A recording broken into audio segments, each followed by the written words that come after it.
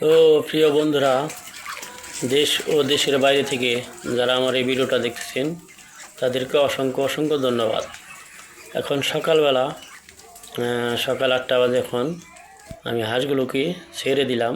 দেখতে পাচ্ছেন সবগুলো হাঁস ছেড়ে দেওয়ার আগে আমি হাঁসগুলোকে খাবার দিয়ে রাখছিলাম ওই জায়গায়।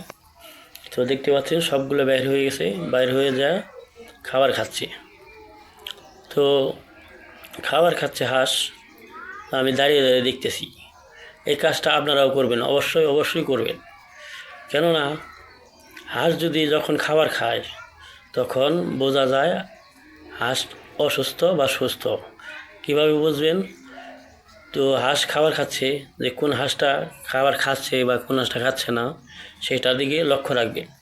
তো লক্ষ্য রাখলে আপনি বুঝতে পারবেন যদি যে হাঁসটা খাবার খাচ্ছে না ওই হাঁসটার যে কোনো সমস্যা আছে।